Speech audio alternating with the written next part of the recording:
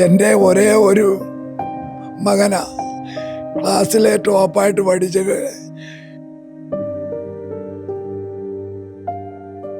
ഒരു 500-700 സർട്ടിഫിക്കറ്റ് ഇരിപ്പുണ്ട്, ട്രോഫിയല്ല. ബീച്ച് റോഡിലോട്ടുള്ള റോഡിൻ്റെ വലത് ഭാഗത്ത് റോഡിൽ നിന്നൊരു 12 അടി അകലെയായിട്ട് ബോഡി കിടക്കുന്ന, അവിടുന്ന് 70 അടി അകലെയായിട്ട് തലമുറിഞ്ഞ് കിടക്കുന്നു. രോഹിത് വണ്ടി ആക്സിഡൻ്റായിട്ട് അപകടത്തിൽ ആശുപത്രിയിൽ അഡ്മിറ്റ് ചെയ്തിരിക്കുകയാണെന്ന് പറഞ്ഞു. ഞാൻ പറഞ്ഞു മോനെ കാണണമെന്ന് പറഞ്ഞ് മോർച്ചറിയിലാണ്. അപ്പോഴാണ് ഞാൻ അറിയുന്നത് മോൻ മരിച്ചു എന്ന്. അതുവരെ സീരിയസ് ആയിട്ട് ഹോസ്പിറ്റലിലാണെന്നും പറഞ്ഞാൽ വിളിച്ചു പറയുന്നത്. ഒരിക്കലും അതൊരു വണ്ടി ആക്സിഡൻ്റ് അല്ല എന്ന് സാധാരണക്കാർക്ക് പോലും മനസ്സിലാവും. അത് തന്നെയല്ല, അത് 2 മരത്തിൻ്റെ ചുവട്ടിൽ രക്തം കിടക്കുന്നു. മോൻ കിടന്നിടത്ത് ഒരു തുള്ളി രക്തമില്ല. ഈ പ്രതികൾക്ക് ഭയങ്കര സ്വാധീനമുള്ളവരാ. പോലീസ് ഡിപ്പാർട്ട്മെൻറ്റിൽ ജോലിയുള്ള ഒരുത്തൻ്റെ മകനാ ഒന്ന്. അപ്പോൾ അവർക്ക് ബന്ധമുണ്ട്. കോളേജുകാർ ഇതിനകത്ത് യാതൊരു ഉത്തരവാദിത്വം എടുക്കുന്നില്ല. നമ്മളൊരു നീതിക്ക് ചെല്ലുമ്പോൾ നീതി കണ്ണുമടച്ച് നിഷേധിക്കുന്നത് പോലെ തോന്നുക. നമസ്കാരം. 12 വർഷമായി മകൻ്റെ മരണത്തിലെ ദുരൂഹത നീങ്ങിയില്ല. പത്തനംതിട്ടയിലെ അഭിഭാഷകനായ MS രാധാകൃഷ്ണൻ്റെയും ഡോക്ടർ ശ്രീദേവിയുടെയും മകനായ രോഹിത് രാധാകൃഷ്ണനാണ് 2014 മാർച്ച് 22 മംഗലാപുരത്ത് വെച്ച് കൊല്ലപ്പെട്ടത്. മംഗലാപുരം AJ ഇൻസ്റ്റിറ്റ്യൂട്ടിലെ വിദ്യാർത്ഥിയായിരിക്കെ ഒരു ബൈക്ക് അപകടത്തിൽ മരണപ്പെട്ടു എന്നാണ് മാതാപിതാക്കൾക്ക് വിവരം ലഭിച്ചത്. എന്നാൽ മാതാപിതാക്കൾ അവിടെ എത്തി കണ്ട കാഴ്ച വളരെ ദയനീയമായിരുന്നു. അതിനുശേഷം മകൻ്റെ മരണം ഒരു കൊലപാതകമാണെന്ന് ഈ പിതാവ് അടിയുറച്ച് വിശ്വസിക്കുകയാണ്. അതിനായി പല നിയമ പോരാട്ടങ്ങളും നടത്തി ഒടുവിൽ സുപ്രീം കോടതിയുടെ നിർദ്ദേശപ്രകാരം CBIയെ കൊണ്ട് അന്വേഷിക്കുകയും ചെയ്തു. എന്നാൽ ഇതുവരെയും തനിക്ക് നീതി ലഭിച്ചിട്ടില്ല എന്നാണ് MS രാധാകൃഷ്ണൻ പറയുന്നത്. 2014 മാർച്ച് മാസം 22 രാത്രിയിൽ എൻ്റെ മകൻ വീട്ടിൽ നിൽക്കുകയായിരുന്നു. അപ്പോൾ അർജുൻ പണിക്കരും ഗോപികൃഷ്ണൻ എന്ന് പറഞ്ഞ ക്ലാസ്മേറ്റ് ചെന്ന് രാത്രി 9:30 മണിക്ക് വിളിച്ചുകൊണ്ട് പോയി. ഈ മംഗലാപുരത്ത് താമസിക്കുന്ന വീട്ടിൽ നിന്നും വിളിച്ചുകൊണ്ട് പോയി. പിറ്റേ ദിവസം അന്ന് ശനിയാഴ്ച രാത്രിയായിരുന്നു. ഞായറാഴ്ച രാവിലെ ബീച്ച് റോഡിലോട്ടുള്ള റോഡിൻ്റെ വലത് ഭാഗത്ത് റോഡിൽ നിന്നൊരു 12 അടി അകലെയായിട്ട് ബോഡി കിടക്കുന്ന, അവിടുന്ന് 70 അടി അകലെയായിട്ട് തലമുറിഞ്ഞ് കിടക്കുന്നു എന്നാണ് അന്വേഷണത്തിൽ അറിഞ്ഞത്. അങ്ങനെ ഈ സംഭവം നടന്ന് പിറ്റേ ദിവസം 12 മണി ആയപ്പോഴാണ് കോളേജിൽ നിന്ന് ഒരു PRO എന്നോട് വിളിച്ചു പറയുന്നത്, രോഹിത് വണ്ടി ആക്സിഡൻ്റായിട്ട് അപകടത്തിൽ ആശുപത്രിയിൽ അഡ്മിറ്റ് ചെയ്തിരിക്കുകയാണെന്നാണ് പറഞ്ഞത്. എന്നിട്ട് ഈ കൂട്ടമായിട്ട് കൂടെ ഉള്ള കുട്ടികൾ കരയുകയും ഓടി വാങ്ങളെ എന്ന് വിളിച്ച് പറയുകയൊക്കെ ചെയ്ത്. അപ്പം ഞാൻ 11 മണിക്ക് തന്നെ 12 മണിക്ക് തന്നെ ഇവിടുന്ന് ഇറങ്ങി. അപ്പോൾ പോകുന്ന ട്രാഫിക് ജാം ആയതുകൊണ്ട് വണ്ടി പതുക്കെയാണ് പോയി ഇതിന് വഴിമധ്യേ ഈ കുട്ടികൾ പിന്നെയും കൂട്ടമായിട്ട് കരഞ്ഞുകൊണ്ട് വേഗം വാ രോഹിത് വളരെ കൂടുതലാണ്, വേണ്ട സഹായം ചെയ്യണം, അങ്കിൾ വന്നിട്ട് വേണം ചെയ്യണ്ടേ എന്ന് പിന്നെയും പറയുകയാണ്. അങ്ങനെ ഞാനിവിടുന്ന് അവിടെ ചെല്ലുമ്പോൾ മണി 3:30 മണിയായി, വെളുപ്പിനെ 3:30 മണി. അപ്പോഴത്തേക്ക് അവിടെ ആരുമില്ല, പോലീസുകാരെല്ലാം അങ്ങ് പോയി. പിന്നീട് ഈ കുട്ടികൾ, ഈ അർജുൻ പണിക്കരും ഗോപികൃഷ്ണനും കുറേ 5-10 വേറെ ക്ലാസ്മേറ്റ്സും എല്ലാം കൂടെ അവിടെ നിൽപ്പുണ്ട്. അപ്പം ഞാൻ അവരോട് ചോദിച്ച് എൻ്റെ മോൻ എന്ത് ചെയ്യുന്നു? അപ്പോൾ പറഞ്ഞ് മോൻ ഈ കഥകൾ പറയുക. രാത്രിയിലെ ഞങ്ങൾ ഫുഡ് കഴിക്കാൻ പുറത്തോട്ട് പോയി. ഫുഡ് കഴിച്ച് തിരിച്ച് വരുമ്പോഴേ രോഹിത് ഒരു മോട്ടോർ സൈക്കിളിൽ കയറി ബീച്ച് റോഡിലോട്ട് പോയി. ഞങ്ങൾ രണ്ടും വേറൊരു മോട്ടോർ സൈക്കിളിൽ കയറി പുറകെ പോയി, കണ്ടില്ല. തിരിച്ച് രോഹിതിൻ്റെ വീട്ടിൽ വന്ന് കിടന്നുറങ്ങി. അപ്പം ഞാൻ ചോദിച്ചു, രോഹിതിൻ്റെ വീടിൻ്റെ താക്കോല് നിങ്ങളുടെ കയ്യിൽ എങ്ങനെയാണ് വരുന്നത്? അപ്പോൾ അതിന് മറുപടിയില്ല. അങ്ങനെ അവിടെ കയറി ഉറങ്ങി. അപ്പം ഞാൻ ചോദിച്ചു, രോഹിതിനെ എന്തുകൊണ്ട് വിളിച്ചില്ല? അപ്പം രോഹിതിൻ്റെ മൊബൈൽ എന്തിയേ? അത് ഇവരുടെ കയ്യിലാണ്. അത് കഴിഞ്ഞിട്ട് ഞാൻ ചോദിച്ചു നിങ്ങളെന്താ ഞങ്ങളെ അവിടെ വിവരം വിളിച്ച് പറയാഞ്ഞേ, അല്ലെ കോളേജിൽ വിളിച്ച് പറയാമല്ലോ. അതിനും മറുപടിയില്ല. അപ്പം എനിക്ക് സംശയം തോന്നി. അത് കഴിഞ്ഞിട്ട് ഞാൻ പറഞ്ഞു മോനെ കാണണമെന്ന് പറഞ്ഞ് മോർച്ചറിയിലാണെന്ന്. അപ്പോഴാണ് ഞാൻ അറിയുന്നത് മോൻ മരിച്ചു എന്ന്. അതുവരെ സീരിയസ് ആയിട്ട് ഹോസ്പിറ്റലിലാണെന്നും പറഞ്ഞാൽ വിളിച്ചു പറയുന്നത്. അപ്പം ഞാൻ ചെന്ന് കാണുമ്പോഴേ ശരീരം ഒരിടത്തും കഴുത്തില്ലാതെ തല വേറൊരു മൂലയ്ക്ക് ഇരിക്കുക മോർച്ചറിയിൽ. അത് കണ്ടാൽ തന്നെ അറിയാം ഭയങ്കര ബ്രൂട്ടലായിട്ടുള്ളൊരു മർഡർ, ഒരു മൃഗീയമായ ഒരു കൊലപാതകത്തിൻ്റെ ഭാഗമെന്ന് ആർക്കും കണ്ടാൽ മനസ്സിലാവും, സാധാരണക്കാരന് പോലും മനസ്സിലാവും. അപ്പം ഞാൻ പറഞ്ഞു ഇത് പോലീസ് സർജനെ കൊണ്ട് ചെയ്യിച്ചാൽ മതി, ഈ കോടതി മുഖേന ചെയ്താൽ മതി എന്ന് പറഞ്ഞപ്പോഴേ അവർ പറഞ്ഞ് അത് അങ്ങനെ പറ്റില്ല, ഇവിടെ തന്നെ ചെയ്യത്തുള്ളൂ, മോൻ പഠിച്ച കോളേജിലേ ചെയ്യത്തുള്ളൂ. എന്നിട്ട് അവിടെ കൊണ്ടുവന്ന് ബോഡിയും വെച്ചിരിക്കുന്നത്. അപ്പോൾ എൻ്റെ കൺസെൻറ്റ് ചോദിച്ചപ്പോൾ ഞാൻ കൊടുത്തില്ല. അപ്പോൾ എന്നോട് പറഞ്ഞ് അത് പോലീസിനോട് എന്ന് പരാതിപ്പെടുമെന്ന് പറഞ്ഞു. ഞാനങ്ങനെ പോലീസിൽ പോയി പരാതിപ്പെട്ട് ASP മറ്റോ ഉണ്ട്, അദ്ദേഹത്തോട് എന്ന് വിവരം പറഞ്ഞ് അദ്ദേഹം പറഞ്ഞ് അത് അവരങ്ങനെ ചെയ്തോളൂ എന്നും പറഞ്ഞ് തിരിച്ചു വന്നപ്പോൾ പോലീസുകാരും അവിടെ ഇല്ല. തിരിച്ച് കോളേജിൽ ചെന്നപ്പോഴേ ഈ ജയപ്രകാശും ഗോപികൃഷ്ണനും അർജുൻ പണിക്കരും പിന്നെ ഒരു പോലീസ് SI ലേഡി പോലീസും ഇവരവിടെ നിന്ന് സംസാരിക്കുക. അപ്പോൾ ആ ലേഡി പോലീസ് ജയപ്രകാശിനോട് പറയുന്നത് അർജുൻ പണിക്കർ ഈ വിവരങ്ങളൊക്കെ നമ്മളോട് പറയും എന്ന് പറയുന്നു. അത് കേട്ടോണ്ടാണ് ഞാൻ ചെല്ലുന്നത്. അപ്പോഴേ അയാൾ പറയുന്നത് put him into the jail, അവനെ ജയിലറയിലിടണം, അപ്പം അവൻ പറയത്തില്ലെന്ന് പറയുന്നു. എന്നിട്ട് അത് കഴിഞ്ഞിട്ട് എന്നോട് പറഞ്ഞു സാറേ ഒന്ന് ഒപ്പിട്ട് കൊടുക്കണം പോസ്റ്റ്മോർട്ടം ചെയ്യാൻ. ഞാൻ പറഞ്ഞു നിങ്ങൾ ചെയ്യണ്ട, അത് വെളിയിൽ ചെയ്തോളാമെന്ന് പറഞ്ഞു. എന്നിട്ട് ഇയാൾ അതിലെ അങ്ങോട്ടങ്ങ് പോയി എൻ്റെ അനിയനെയും വിളിച്ചുകൊണ്ട് അങ്ങാണ്ട് ചെന്ന് എൻ്റെ സമ്മതവും വാങ്ങിച്ച് പോസ്റ്റ്മോർട്ടം ചെയ്ത് രാത്രി 2 മണി പകൽ 2 PM ആയപ്പോൾ വണ്ടിയെ കയറ്റി ഞങ്ങളോട് പറഞ്ഞ് പൊക്കോളാൻ. അപ്പം ഞാൻ പറഞ്ഞ് ഈ പോസ്റ്റ്മോർട്ടം ചെയ്തതിൻ്റെ സർട്ടിഫിക്കറ്റ് അതൊന്നുമില്ല, നിങ്ങൾ കൊണ്ടുപോക്കോ, ഇവിടെ ആംബുലൻസ് കയറ്റി തന്ന് വിടുന്നുണ്ട്, പൊക്കോളാൻ പറഞ്ഞു. ഞാൻ ചോദിച്ചു എൻ്റെ മോൻ്റെ വണ്ടി എന്ത് ചെയ്യുന്നു? അവൻ താമസിക്കുന്നിടത്തല്ല വണ്ടി കിടക്കുന്നത്. വണ്ടി കിടക്കുന്നത് ഹോസ്റ്റലിൽ, മെൻസ് ഹോസ്റ്റലിൽ. ഏത് വണ്ടിയാണ്? മോൻ്റെ വണ്ടി, കാറ്, ഹോണ്ട സിറ്റി കാറ്. അപ്പം അതിൻ്റെ താക്കോൽ വേറൊരു പയ്യൻ കൊണ്ട് തരുന്നു. അപ്പം ഞാൻ ചോദിച്ചു അതെങ്ങനെ അവൻ്റെ കാർ ഇവിടെ വന്നത്? അവൻ താമസിക്കുന്ന വെളിയില്ല, അപ്പാർട്ട്മെൻറ്റില്ല, പിന്നെ എങ്ങനെ അതിന് മറുപടിയില്ല. ഒടുവിൽ ആ കാറും എടുത്ത് ഞങ്ങളിഞ്ഞ് പോരുന്നതിന് മുമ്പ് എനിക്ക് ഈ സ്ഥലം കാണണമെന്ന് പറഞ്ഞ് ഞാൻ അവിടെ പോയി. ഈ സ്ഥലത്ത് പോയപ്പോഴും ആ റോഡെന്ന് പറഞ്ഞാൽ 13 ഒരു 10, 20, 26, 30 അടി വീതിയുള്ള കോൺക്രീറ്റ് റോഡാണ്. ആ റോഡിൽ അങ്ങനെ ഒരു സ്ക്രാച്ചസോ വണ്ടി സ്കിഡ് ചെയ്തതോ ഒന്നുമില്ല.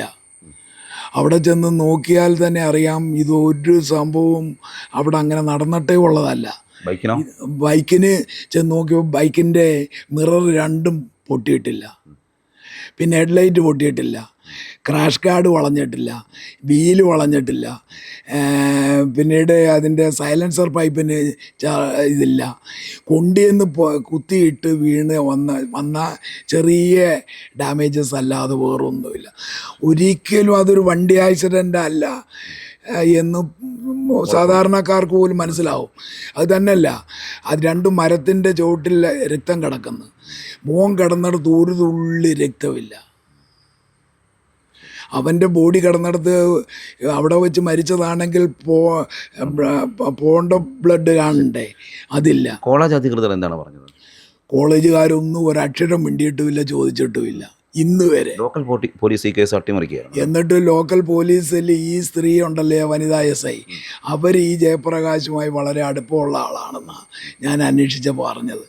അപ്പോൾ ഇതിന് ഒരു തുടക്കമുള്ളത് എൻ്റെ മോൻ ആദ്യമായിട്ട് അവിടെ അഡ്മിഷൻ എടുത്ത് ഒരാഴ്ച കഴിഞ്ഞപ്പോൾ ഈ ജയപ്രകാശ് റൂമിലിട്ട് ഇവനെ ചവിട്ടുകയും തൊഴിക്കുകയും വിളിച്ച് വെളിയിൽ കൊണ്ടുവന്ന് വെച്ച് ഈ അവിടുത്തെ പ്യൂണന്മാരെ പിടിപ്പിച്ച് ഇവനെ ചവിട്ടി താഴെയിട്ട് ഇവൻ തലയടിച്ച് താഴെ വീണ് മയങ്ങി അൺകോൺഷ്യസായി മരിച്ചു പോയെന്ന ആ കുട്ടികൾ ഈ സെപ്റ്റംബർ മാസം 2009 സെപ്റ്റംബർ മാസം 28-ാം തീയതി മറ്റോ ഈ ഇങ്ങനൊരു സംഭവം ഉണ്ടാകുന്നത്. അഡ്മിഷൻ ക്ലാസ് എടുത്ത് ഒരാഴ്ചയായപ്പോൾ തന്നെ മരിച്ചതെന്നും പറഞ്ഞ് വിളിച്ചു പറഞ്ഞ്. ഞങ്ങളവിടെ ചെന്നപ്പോഴാണ് ഇവൻ മരിച്ചില്ലെന്ന് അറിയുന്നത്. എന്നിട്ട് അതിനെ തുടർന്ന് ഞാൻ അതിൻ്റെ ഓണറിൻ്റെ അടുത്ത് ചെന്ന് ഇയാൾക്കെതിരെ പരാതിപ്പെട്ട്.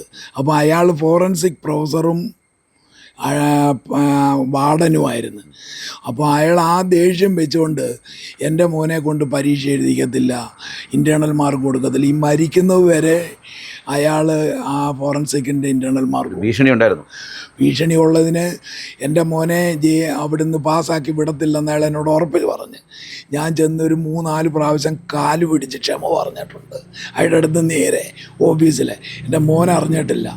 അപ്പോഴും അയാൾ ഭയങ്കര ശക്തമായിട്ട് ഞാൻ മറക്കത്തില്ല, എന്നെ ആക്ഷേപിച്ചതിന്, എന്നെ ഉപദ്രവിച്ചെന്നും പറഞ്ഞുകൊണ്ട് ഓണറിൻ്റെ അടുത്ത് ചെന്ന് പരാതിപ്പെട്ടില്ലേ നിങ്ങൾ, അത് അങ്ങനെ ഞാൻ വിടത്തില്ലെന്നും പറഞ്ഞുകൊണ്ട് ശക്തമായിട്ട് പറഞ്ഞ്. അപ്പോഴേ ഇപ്പം നമ്മളെല്ലാം, ഞാൻ MA കഴിഞ്ഞ് LLBയും കഴിഞ്ഞ് നമ്മളെത്രയോ ടീച്ചേഴ്സിനെ കാണുന്ന കുട്ടികളും ടീച്ചേഴ്സുമായിട്ട് അങ്ങോട്ടും ഇങ്ങോട്ടും എന്തെങ്കിലുമൊക്കെ പറഞ്ഞാൽ തന്നെ കുറേ കഴിയുമ്പോൾ അവർ മാതാപിതാക്കളുടെ കൂട്ടല്ലേ ഉള്ളൂ. പക്ഷേ ഇയാളുണ്ടല്ലോ ഭയങ്കര ശത്രുക്കളെ പോലെ, പല കഠിനഹൃദയനെ പോലെ വളരെ മോശമായ രീതിയിലുള്ള ഭാഷയും ആണ് ഇയാൾ പറയുന്നത്. പക്ഷേ എന്നാലും ഇത്രയും ശക്തമായി ഒരു ഉപദ്രവം ചെയ്യുമെന്ന് വിചാരിച്ചില്ല. എന്നിട്ട് ഈ ബോഡി ഒരു കാരണവശാലും അവിടെ കിടന്ന് മരിച്ചതല്ല, എവിടെയോ കൊണ്ടിട്ട് കൊന്നിട്ട് ആ ബോഡി അവിടെ കൊണ്ട് ഡംപ് ചെയ്തതാണ്. അതാണ്, ഒരു തുള്ളി രക്തം അവിടെ ഇല്ല. ആ മരത്തേലാണേലും ബ്രഷ് ചെയ്ത പോലെ കാണുന്നത് ബ്ലഡ്.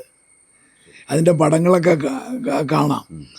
അപ്പം ഇത് ഇങ്ങനെ ഞാൻ ആ ബോഡി ഇവിടെ കൊണ്ടുവന്ന് നോക്കുമ്പോഴാണ് അതുപോലെ ഇവന് ഈ നിക്കറ് വിട്ടുകൊണ്ടാണ് കിടക്കുന്ന അവിടെ. ഷർട്ടാണെങ്കിൽ മുഴുവനും ഉണ്ടല്ലോ പിഞ്ചി കീറി ആ ഷർട്ടിനെ കീറാത്ത ഒരു ഭാഗമില്ല. അപ്പോൾ അതുപോലെ പിടിവലിയും ബഹളവും ഉണ്ടായിട്ടല്ലേ ഈ ഷർട്ടെല്ലാം കീറുന്നേ. എന്നിട്ട് ഇവൻ്റെ കാലേ ചെരുപ്പില്ല, സോക്സ് ഇല്ല, പാൻറ്റില്ല, അണ്ടർവെയർ മാത്രം ഇട്ടാൽ മരിച്ചടത്ത് കിടക്കുന്നത്. ഇത് മോട്ടോർ സൈക്കിളെ പോയാലേ പാൻറ് ഊരിപ്പോവോ, ഷൂ ഊരിപ്പോവോ, ഒന്നും വേണ്ട. ഈ മോട്ടോർ സൈക്കിളിൻ്റെ മിററേ ചുമ്മാതെ വീണാൽ പൊട്ടിപ്പോവും. അപ്പോൾ ഇവർ പറയുന്നത് ഇത്രയും വലിയ സ്പീഡിൽ തെറിച്ച് വീണ് മരത്തെ ചെന്നടിച്ച് തല മുറിഞ്ഞ് 70 അടി അകലെ പോയെന്നാണ് ഇവർ കേസിൽ പോലീസുകാർ ആദ്യം അങ്ങ് ഫ്രെയിം ചെയ്തത്. താങ്കളുടെ നിയമ പോരാട്ടം ഒടുവിൽ സുപ്രീം കോടതി. എന്നിട്ട് എനിക്ക് തോന്നി ഇത് കളവാണ്, കൃത്രിമമാണ്. അപ്പോൾ ഈ പ്രതികൾക്ക് ഭയങ്കര സ്വാധീനമുള്ളവരാ. പോലീസ് ഡിപ്പാർട്ട്മെൻറ്റിൽ ജോലിയുള്ള ഒരുത്തൻ്റെ മകനാണ്, ഒന്ന് വലിയ രാഷ്ട്രീയ കാരൻ്റെ ബന്ധുവാണ്. അപ്പോൾ അവർക്ക് ബന്ധമുണ്ട്. കോളേജുകാർ ഇതിനകത്ത് യാതൊരു ഉത്തരവാദിത്വം എടുക്കുന്നില്ല. ജയപ്രകാശ് അവിടുത്തെ ഫോറൻസിക് പ്രൊഫസറും ഇവരെല്ലാം കൂടി ഇത് ചെയ്തിട്ട് അവർ ഈ കേസ് പോലീസ് മുഖേന അട്ടിമറിക്കുകയും ഈ അട്ടിമറിക്കുന്നതിന് ഈ SI ലേഡി പോലീസ് അതിന് കൂട്ടു നിൽക്കുകയും ചെയ്തിട്ടുള്ളതായിട്ടാണ് എനിക്ക് മനസ്സിലാകുന്നത്. എന്നിട്ട് ഞാൻ ഇത് പോലീസിനോട് എന്ന് പറഞ്ഞപ്പോൾ ASP സാർ പറഞ്ഞ് കേസ് ചാർജ് ചെയ്യാം എന്നൊക്കെ പറഞ്ഞ് ഇത് കുറേ കാര്യങ്ങളൊക്കെ എന്നോട് പറഞ്ഞ് എല്ലാം ചെയ്ത് 1 മാസമായി 2 മാസമായി അവർ മരിച്ചു പോയ എൻ്റെ മോനെതിരെ 304 കേസും എടുത്ത്. അതെന്തിനാണെന്ന് അറിഞ്ഞുകൂടാ. അവർ ചെയ്ത എല്ലാം ഈ ഫ്രോഡായിട്ട് കാര്യങ്ങൾ ചെയ്യുകയാണല്ലോ, അതിൻ്റെ ഭാഗമായിട്ട് സുപ്രീം കോടതിയിൽ എത്തിയിട്ട് പിന്നെ അവിടുന്ന്. എന്നിട്ട് ഇത് കഴിഞ്ഞപ്പോൾ ഞാൻ എന്ത് ചെയ്ത്, എനിക്ക് നീതി കിട്ടത്തില്ലെന്ന് കരുതി ഞാൻ അവിടെ ഒരു വക്കീലിനെ കണ്ടിട്ട് ഇതിൻ്റെ ഒരു ഡോക്യുമെൻറ്റും നമുക്ക് തരത്തില്ല. ക്രിമിനൽ കേസിൻ്റെ ആണേലും അതിൻ്റെ ഒരു ഡോക്യുമെൻ്റ്. അപ്പോൾ ആ ഡോക്യുമെൻ്റ് കിട്ടാനും CBIക്ക് വിടണമെന്നും പറഞ്ഞുകൊണ്ട് ഞാൻ ഒരു വക്കീലിനെ കൊണ്ട് 3 മാസം കഴിഞ്ഞപ്പോൾ ഒരു റിട്ട് ഫയൽ ചെയ്യിച്ച് അയാളെല്ലാം ഒപ്പിട്ട് വാങ്ങിച്ച് എല്ലാം റെഡിയായി ഫയൽ ചെയ്യാമെന്ന് പറഞ്ഞ് 6 മാസമായി, 1 കൊല്ലമായി. ചോദിച്ചിട്ടുണ്ടെങ്കിൽ പറഞ്ഞ് റെക്കോർഡ് ഫയൽ ചെയ്യാനുള്ളതേ ഫയൽ ചെയ്തിട്ടുള്ളൂ, അത് നമുക്ക് അനുകൂലമായിട്ട് വിധിയായി, നിങ്ങൾ ആ റെക്കോർഡെല്ലാം വാങ്ങിച്ചോ എന്ന് പറഞ്ഞ് അങ്ങനെ റെക്കോർഡുകളെല്ലാം ഞാൻ വാങ്ങിച്ചപ്പോഴാണ് എൻ്റെ സാറേ ആ കഴുത്തിൻ്റെയൊക്കെ അവസ്ഥ, ആ മുറിവുകൾ, ഒരു മനുഷ്യനുണ്ടല്ലോ, അത് ഒരു മനുഷ്യനോട് ചെയ്യാൻ പറ്റുന്ന ക്രൂരതയല്ല കാണിച്ചിരിക്കുന്നത്. എന്നിട്ട് ഇത് വണ്ടി ആക്സിഡൻ്റ് ആണെന്ന് ഇവർ പറയുക എന്ന് പറഞ്ഞാൽ ഇതൊക്കെ ദൈവം പോലും സഹിക്കുന്ന ഒരു കാര്യമായിട്ട് തോന്നുന്നില്ല. അത്രയും ക്രൂരമായ ഒരു കൊലപാതകം അതാർക്കും മനസ്സിലാകുന്നത്. എന്നിട്ട് ഞാൻ ഉടനെ തന്നെ ആ വക്കീൽ അങ്ങനെ ചെയ്തതിന് അത് കഴിഞ്ഞ ഉടനെ തന്നെ ഞാൻ എന്ത് ചെയ്ത് അവിടുത്തെ ചീഫ് വിപ്പിനെ കണ്ടിട്ട് അയാൾ മുഖേന ആഭ്യന്തരമന്ത്രിയെ കണ്ട് ആഭ്യന്തരമന്ത്രി മുഖേന അവിടെ ഒരു CIDക്ക് വിടിയിച്ച് CIDക്ക് വിട്ട് CID എന്ത് ചെയ്ത് 2 കൊല്ലം ആ കേസ്. അപ്പം 3.5 കൊല്ലമായല്ലോ. അവർ കേസ് അന്വേഷിക്കുമ്പോൾ നമുക്ക് എന്തെങ്കിലും ചെയ്യാൻ പറ്റുമോ? ആരെങ്കിലും കേസ് എന്താ താമസിച്ചെന്ന് ചോദിച്ചാൽ നമ്മുടെ ലാച്ചസ് എന്ന് നമുക്ക് പറയാൻ പറ്റുമോ? അവരോട് നമ്മളെന്ന് പറയുമ്പോൾ നിങ്ങൾ ധൃതി പിടിക്കാന്നില്ല, അന്വേഷിക്കുക കേസ് എന്ന് നമ്മളോട് പറയും. സുപ്രീം കോടതി എന്നിട്ട് അതും കഴിഞ്ഞിട്ട് അയാൾ റിപ്പോർട്ട് ഫയൽ ചെയ്തപ്പം അയാളും മോട്ടോർ ആക്സിഡൻ്റ് എന്നും പറഞ്ഞുണ്ട്. അപ്പോൾ അതിനെതിരെ അവിടുത്തെ ചീഫ് മിനിസ്റ്ററെ കണ്ടിട്ട് ചീഫ് മിനിസ്റ്റർക്ക് പരാതി കൊടുത്ത് ചീഫ് മിനിസ്റ്റർ മുഖേന നേരെ DGPയെ പോയി കാണാൻ പറഞ്ഞ് DGPയെ കണ്ടപ്പം DGP മുഖേന അടുത്ത CIDയെ വിട്ട് അടുത്ത CID ഒന്ന് അന്വേഷിച്ച് 1 കൊല്ലം എടുത്ത് അയാളും മോട്ടോർ ആക്സിഡൻ്റ് എന്നും പറഞ്ഞിട്ടുണ്ട്. അപ്പോൾ ഒരാളൊന്ന് എഴുതിയാലേ അതിന് തിരിച്ച് അപ്പോഴും ഞാൻ ചോദിക്കുന്ന ചോദ്യങ്ങളും ഇതുവാ. അപ്പോൾ അവർ കൺവിൻസ് ചെയ്യുന്നുണ്ട് അത് ശരിയാ എന്ന് പറഞ്ഞ് പോകും. റിപ്പോർട്ട് കൊടുക്കുമ്പോൾ നേരെ തിരിച്ച് എഴുതും. അവരും കൺവിൻസ്ഡാണ്. ഒടുവിൽ രണ്ടാമത്തെ അയാൾ വന്നപ്പോൾ അത് DGPയെ കണ്ട് DGP പ്രവീൺ സൂദ് എന്ന് പറഞ്ഞ ആളായിരുന്നു ഇവിടുത്തെ. അയാളെ കണ്ട് ഇതെല്ലാം പടങ്ങളും കാണിച്ച് ഇതിൻ്റെ എല്ലാം ഇത് ഇത്രയും വലിയ ക്രൂരമായ കൊലപാതകം അതെല്ലാം പുള്ളിക്ക് മനസ്സിലായിട്ട് പുള്ളി പിന്നെയും വിട്ടിട്ട് ഇതെല്ലാം ചെയ്ത് കഴിഞ്ഞ് പിന്നെയും വണ്ടി ആക്സിഡൻ്റ് എന്നും പറഞ്ഞ് റിപ്പോർട്ട് കൊടുത്തപ്പം ഞാൻ സുപ്രീം കോടതി പോയി ഇതിൻ്റെ എല്ലാം രേഖകൾ വെച്ച് സുപ്രീം കോടതി കൊടുത്ത് സുപ്രീം കോടതി കണ്ടു കഴിഞ്ഞപ്പോഴേ സുപ്രീം കോടതി തന്നെ ഈ അന്വേഷണ ഉദ്യോഗസ്ഥനെ സുപ്രീം കോടതി വരുത്തിച്ച് 2 ദിവസം വരുത്തിച്ച് അയാളോട് ചോദിച്ചു മരിച്ചു പോയ ആൾക്കെതിരെ എങ്ങനെയാണ് 304 കേസ് വരുന്നതെന്ന് ചോദിച്ചു. അത് അതിൻ്റെ ചരിത്രത്തിൽ ആദ്യമായിട്ടാണല്ലോ എന്ന് ചോദിച്ചു. നിങ്ങൾ ഇത്രയും ലാച്ചസായിട്ട് ഈ കേസ് കൊലപാതകം അന്വേഷിച്ചതിന് അവർക്കെതിരെ 1 ലക്ഷം രൂപ കോസ്റ്റ് അടിച്ച് എന്നിട്ട് ആ 1 ലക്ഷം രൂപ എനിക്ക് തന്നിട്ട് കോടതി CBIക്ക് ഡയറക്റ്റ് ചെയ്ത് എന്നിട്ട് പെട്ടെന്ന് തീർക്കണമെന്നും പറഞ്ഞുകൊണ്ട് ഞാൻ പ്രായമുള്ള ഒരാളാണ് അതുകൊണ്ട് എൻ്റെ കേസ് പെട്ടെന്ന് തീർക്കണമെന്നും പറഞ്ഞുകൊണ്ട് കോടതി ഉത്തരവ് കൊടുത്തുവിട്ട് അയാൾ CBIയുടെ ഉദ്യോഗസ്ഥൻ ഇവിടെ വന്ന് ഒരു മലയാളിയായിരുന്നു ആദ്യം എൻ്റെ ഓഫീസർ. ആ അന്വേഷണം നടത്തിക്കൊണ്ടിരിക്കുമ്പോൾ അയാളെ എന്ത് ചെയ്തു ഇനി കേരളത്തിലേക്ക് മാറ്റി. അത് കഴിഞ്ഞ ഉടനെ പ്രവീൺ സൂദ് DGPയെ CBIയുടെ ഡയറക്ടറായിട്ട് വെച്ച്. അപ്പോഴേ നമ്മുടെ കേസ് CBIക്ക് നീതി കിട്ടുമോ? ഇപ്പോൾ പ്രവീൺ സൂദ് എന്ന് പറഞ്ഞ ആളാണ് CBIയുടെ ഡയറക്ടറായിട്ട് ഡൽഹിയിലിരിക്കുന്നത്. അയാളുടെ കീഴിലാണ് ഈ അന്വേഷണം നടക്കുന്നത്. നമുക്ക് നീതി കിട്ടുമോ? നമ്മളിത് ആരോടാ പറയുന്നത്? വേലി തന്നെ വിളവ് തിന്നുക. നമ്മൾ കോടതിയോട് പറഞ്ഞ് കോടതി കൺവിൻസ് ചെയ്താൽ ചില കോടതികൾ കേൾക്കും, ചില കോടതികൾ കേൾക്കത്തില്ല. എന്നാൽ ദൈവം പോലെ ഇറങ്ങി വന്ന ആ കോടതി നമ്മളെ കൊണ്ട് പറയിപ്പിക്കാതെ തന്നെ അദ്ദേഹം CBIക്ക് ചെയ്തതാണ്. അദ്ദേഹം റിട്ടയറായിപ്പോയി. എന്നിട്ട് ഇവർ ഇതിന് വേണ്ട അന്വേഷണങ്ങളൊക്കെ നടത്തിയിട്ട് എന്ത് ചെയ്ത് എനിക്ക് അനുകൂലമായിട്ട് ചെയ്യാമെന്നൊക്കെ പറയുമെങ്കിലും ഓഫീസർ മാറി കേരളത്തിൽ ADGP ആയിട്ട് വന്നു. അപ്പോൾ അടുത്ത ആൾ നമ്മളോട് ചോദിക്കുകയോ പറയുകയോ അന്വേഷിക്കുകയോ ഒന്നും ചെയ്തിട്ടില്ല. എന്നിട്ട് ഈ 2 പോലീസുകാർ ഇവിടെ വന്ന് എന്നോട് മൊഴിയെടുത്തുകൊണ്ട് പോയിട്ട് ആദ്യമൊക്കെ വിളിച്ചാൽ ഫോൺ വിളിക്കും, സംസാരിക്കുകയൊക്കെ ചെയ്യും. പിന്നെ അയാൾ സംസാരിക്കത്തില്ല, എടുക്കത്തില്ല. അങ്ങനെ ഞാനിതിന് അങ്ങനെ നമുക്ക് അനുകൂലമായ റിപ്പോർട്ട് വരുത്തില്ല, ഇങ്ങനെയാണ്. പ്രവീൺ സൂദ് സാറ് ഡയറക്ടറാണ്. അപ്പോൾ അയാളുടെ കീഴിൽ ഈ കേസ് പിന്നെയും അയാൾ ഒരു റിപ്പോർട്ട് എഴുതിച്ചതിന് വിപരീതമായിട്ട് വരാൻ ഒരു പോസിബിലിറ്റി ഇല്ലല്ലോ. അതുകൊണ്ട് അങ്ങനെ വരത്തില്ല, അത് ഹൈക്കോടതിയിൽ സുപ്രീം കോടതിയിൽ അറിയിക്കണമെന്ന് പറഞ്ഞ് അയാൾ അത് ഫയൽ ചെയ്യാമെന്ന് പറഞ്ഞ് ഫയൽ ചെയ്ത് വന്നപ്പോഴത്തേക്ക് ഇവർ റിപ്പോർട്ടും ഫയൽ ചെയ്ത്. ഇതൊക്കെ ഇങ്ങനെ അവരുടെ കയ്യിലിരിക്കുന്ന കാര്യങ്ങൾക്ക് നമുക്കൊന്നും ചെയ്യാൻ പറ്റില്ലല്ലോ. വക്കീലിനോട് നമ്മൾ പറയും, നമ്മൾ ആ ടൈമിൽ എല്ലാം പറയുന്നുണ്ട് ചെയ്യണം. അവർ ചെയ്യാമെന്ന് പറയും, അവസാനം എല്ലാം തലതിരിഞ്ഞ് വരും. എന്നിട്ട് അവസാനം ഞാൻ ആ സുപ്രീം കോടതിയിലെ വക്കീലിനെ കൊണ്ട് റിവ്യൂ പെറ്റീഷൻ ഫയൽ ചെയ്യിച്ച്. ഈ നിലവിലെ റിവ്യൂ പെറ്റീഷൻ ഫയൽ ചെയ്ത് കഴിഞ്ഞപ്പോഴേ അതിനകത്ത് എന്തോ ഡിഫക്റ്റ് ഉണ്ടെന്ന് പറഞ്ഞ് 2-3 പോസ്റ്റിങ് വക്കീൽ മാറ്റി അവസാനം വന്നപ്പോൾ കോർട്ട് ഓഫീസർ അതിനകത്ത് എഴുതി ഏതാണ്ട് 1900 ശിഷ്ടം ദിവസത്തെ ഡിലേ ഉണ്ടെന്ന്. ഇത് 2002 CBIക്ക് ഉത്തരവായത്.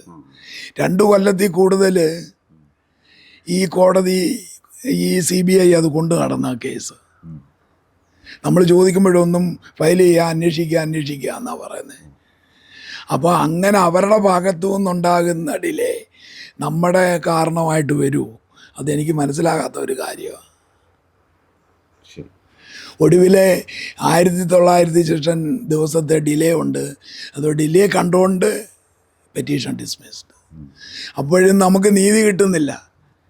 സർക്കാർ തലങ്ങളിൽ ഈ അപകടത്തെ തുടർന്ന് എല്ലാ സർക്കാർ ഓഫീസുകളിലും ഞാൻ കയറി ഇറങ്ങി പരാതികൾ കൊടുത്തിട്ടുള്ളതാണ്.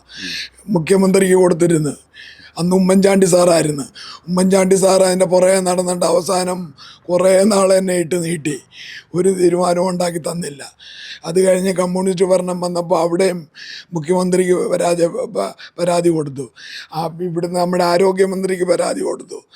പിന്നീട് കർണാടക മുഖ്യമന്ത്രിക്ക് കൊടുത്തു. അവിടുത്തെ ജോർജ് സാറിന് പരാതി കൊടുത്തു. പ്രധാനമന്ത്രിക്ക് കൊടുത്തു. പോലീസ് പ്രൊട്ടക്ഷൻ കൊടുത്തു. അങ്ങനെ കൊടുക്കാത്ത പരാതികളില്ല. എങ്ങു നിന്നും നമുക്കൊരു അന്വേഷണം പോലും വന്നിട്ടില്ലെന്നുള്ളതാണ്. അല്ലെങ്കിൽ അന്വേഷിക്കുന്നു എന്ന് പറഞ്ഞ് ഒരു കാർഡ് വരും, പിന്നെ തീർന്നു. എൻ്റെ ഒരേ ഒരു മകനാ ക്ലാസ്സിലെ ടോപ്പായിട്ട് പഠിച്ച് അവൻ ക്ലാസ്സിലെ കലാപ്രതിഭയായിരുന്നു. 4 കൊല്ലം ഒരു 500-700 സർട്ടിഫിക്കറ്റ് ഇരിപ്പുണ്ട്, ട്രോഫിയല്ല. അത്രയും പഠിക്കുന്ന ഒരു കുട്ടിയെയാ ഇങ്ങനെ ഇത്രയും ക്രൂരമായി ചെയ്തിട്ട് നമ്മൾ നീതിക്ക് വേണ്ടി ആരുടെ അടുത്ത് ചെന്നിട്ടൊരു നീതി ലഭിക്കാൻ ഞാനൊരു വക്കീലും കൂടെ ഇത്രയും കൊല്ലമായിട്ട് 10-40 കൊല്ലമാകാൻ പോകുന്നു നമ്മൾ പ്രാക്ടീസ് തുടങ്ങിയിട്ട്. എൻ്റെ ജീവിതത്തിൽ ഇങ്ങനെ കാണാൻ പറ്റുന്നില്ല. നമ്മളൊരു നീതിക്ക് ചെല്ലുമ്പോൾ നീതി കണ്ണു അടച്ച് നിഷേധിക്കുന്നത് പോലെ തോന്നുക. തങ്ങളുടെ ഏക മകൻ്റെ മരണം ഒരു ആക്സിഡൻറ്റ് മൂലമെന്ന് വിശ്വസിക്കാൻ ഇപ്പോഴും ഈ മാതാപിതാക്കൾക്ക് കഴിയുന്നില്ല. മകന് നീതി ലഭിക്കുന്നതിന് വേണ്ടി അവർ നീതിപീഠങ്ങൾ തേടി നടന്നു. എന്നാൽ ഇപ്പോഴും നീതി ഈ മാതാപിതാക്കൾക്ക് അന്യമാണ്. പ്രായമായ മാതാപിതാക്കൾ ഇപ്പോഴും മകൻ്റെ ഓർമ്മയിൽ ജീവിതം തള്ളി നീക്കുകയാണ്. Cameraman ജിതിനൊപ്പം CR Shyam, Marunadan Malayali, Pathanamthitta.